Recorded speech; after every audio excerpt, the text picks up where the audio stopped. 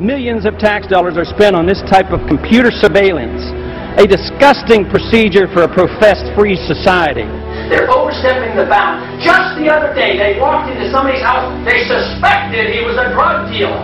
He was using his automatic selector, and then police marched in, and they said it looked like a gun after they killed the man.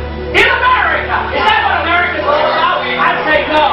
We want privacy. Less government for individual liberty, get the government off our backs, a more sensible foreign policy. I'm very disappointed that so far in this Congress we have not yet seen any sincere effort to cut any spending. There's something wrong here that could and should be adjusted with decreased spending, not raising taxes, and not further robbing the Social Security Trust Fund. The more we threat, the more we intimidate, the more we want to bomb people, the more we're leading into another fiasco like Vietnam. We trade with Vietnam now. That's a much better way than trying to impose our will on Vietnam by going over there and dropping bombs. So I would say that this just points out again that we have a very, very poor foreign policy in the Middle East. I wish the Congress would address the unconstitutionality of presidents waging war. That, to me, is a lot more serious than Monica Lewinsky, let me tell you. The corporations are in bed with the government. Peace and harmony can never be achieved by bombs and intimidation. Mr. Speaker, over the last 3 to 4 years, I've come to the floor on numerous occasions trying to sound a warning about both our foreign policy and our monetary policy. The cause is the Federal Reserve. The cause is the problem is the Federal Reserve has been granted authority that is unconstitutional to go and counterfeit money. And until we recognize that and deal with that, we will continue to have financial problems. The Federal Reserve credit created during the last 8 months has not stimulated economic growth in technology or the industrial section, but a lot of it ended up in the expanding real estate bubble. This too will burst, as all bubbles do. During the next decade, the American people will become poorer and less free. I do not see any reason whatsoever to take young men and young women and send them 6,000 miles off to a land to attack a country that has not committed any aggression against this country. War is not popular. People get killed and body bags end up coming back.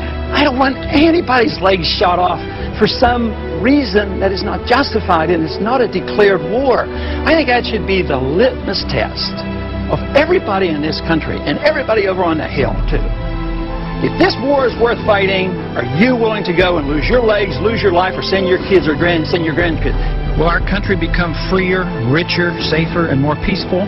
Or will we continue to suffer from lost civil liberties, a stagnant economy, terrorist threats, and an expanding war in the Middle East and Central Asia? Is it not possible that George Washington's admonition to avoid entangling alliances is sound advice even today? Both candidates supported the war in Iraq and the continuation of it. Both supported the Patriot Act and its controversial attack on personal privacy. The true patriot will repeal the Patriot Act, is what they will do. Both candidates supported increased spending in almost all categories. I'm the most conservative member here. I have voted, against more spending and wasting government than anybody else. Freedom, prosperity, and peace. Just come home. We just marched in. We have allowed our nation to be overtaxed and overregulated and overrun by bureaucrats. The founders would be ashamed of us for what we're putting up with. A system designed to protect individual liberty will have no punishments for any group and no privileges. Today, I think inner city folks and minorities are punished unfairly in the war on drugs. I think this is not a consequence of free markets. What's happening is there's transfer of wealth from the poor and the middle class to the wealthy. This comes about because of the monetary system that we have. When you inflate a currency or destroy a currency, the middle class gets wiped out. So the people who get to use the money first, which is created by the Federal Reserve System, benefit. So the money gravitates to the banks and to Wall Street. So that's why you have more billionaires than ever before. Today, this country is in the middle of a recession for a lot of people. Michigan knows about it. Poor people know about it. The middle class knows about it. Wall Street doesn't know about it. Washington, D.C. doesn't know about it, but it's because of the monetary system and the excessive spending.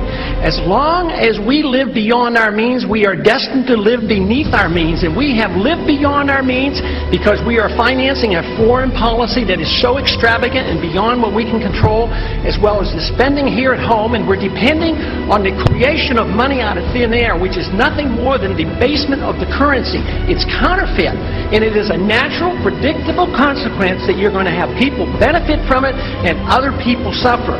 So if you want a healthy economy, you have to study monetary theory and figure out why it is that we're suffering, and everybody doesn't suffer equally or this wouldn't be so bad. It's always the poor people, those on retired incomes, that suffer the most. But the politicians and those who get to use the money first, like the military-industrial complex, they make a lot of money and they benefit from it. It is our job to check up and find what the Federal Reserve has done, audit them, and find out who their buddies are that they're taking care of. It's trillions of dollars